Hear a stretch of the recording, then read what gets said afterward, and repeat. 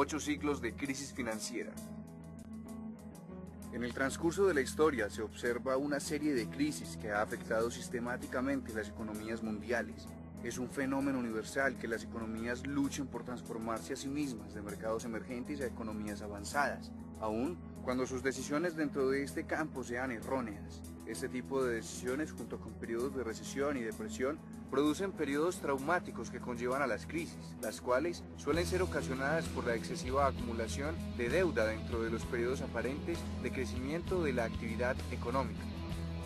Los economistas Reinhardt y Rogoff exploran y analizan diversos indicadores económicos. Durante dicha investigación se identifican una serie de similitudes que desencadenan una crisis. Pero, ¿cuáles son estas similitudes? La acumulación excesiva de deuda, los periodos prolongados de inflación, las tasas de intereses altas, los choques en los tipos de cambios, la alta movilidad de capital y los altos precios en los productos básicos.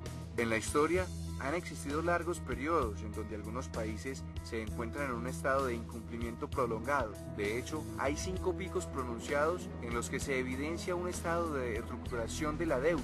Entre ellos están los restos dejados en la Guerra Napoleónica, la Gran Depresión en 1930, la Segunda Guerra Mundial y la crisis de los países asiáticos en 1980. Los factores económicos globales, incluyendo los precios de las materias primas y las tasas de interés, juegan un papel importante en el desencadenamiento de las crisis de deuda soberana. Los altos precios de los productos primarios suelen dar lugar a una aceleración de los préstamos, que se derrumban por defecto cuando los precios caen.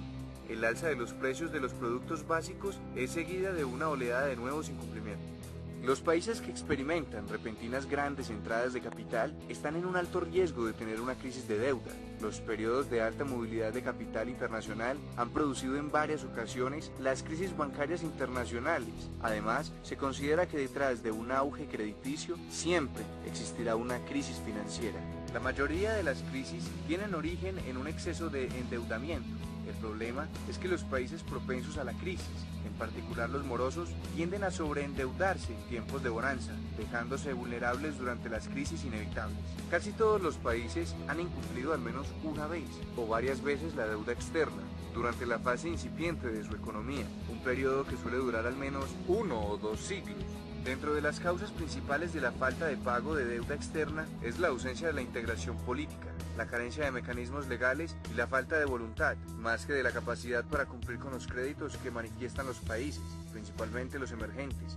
Existe una estrecha relación entre crisis de deuda externa y bancaria, teniendo en cuenta que esta última conduce a la desaceleración del crecimiento global, acompañada por una baja en los precios de las materias primas, lo cual afecta a las exportaciones y la disponibilidad de divisas para pagar la deuda, y a su vez a la contracción de la actividad económica.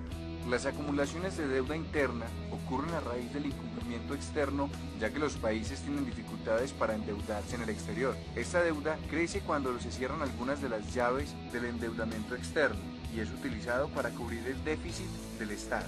El cambio de los mercados emergentes de la deuda interna hacia deuda externa de alguna manera ofrece una fuerte protección a los acreedores y ha sido un importante aspecto en el cumplimiento de las nuevas necesidades de financiación de mercado. ¿Qué papel juega la inflación? Los problemas de incumplimiento externo, interno y la inflación están íntimamente relacionados. Un gobierno que decide dejar de pagar sus deudas difícilmente puede ser invocado para preservar el valor de la moneda de su país. Los costos en la creación de dinero y el interés de la deuda entran en restricciones presupuestarias del gobierno. Y en una crisis de financiación, una inesperada alza de la inflación trae consigo un impacto inmediato, pues las inflaciones permiten que los deudores, incluyendo el gobierno, salden su deuda con una moneda cuyo poder adquisitivo es mucho menor del que tenía cuando se otorgaron los créditos.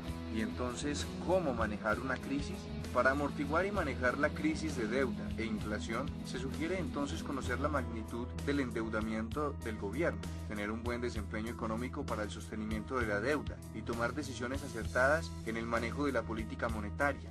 Los autores señalan que la lección que deja la historia es que siempre habrá una tentación a incurrir en excesos, a pesar de los esfuerzos de las instituciones y las políticas económicas por mejorar la creencia de que esta vez será distinto. Quizá no sea la más segura, porque realmente siempre hemos estado en el mismo sitio.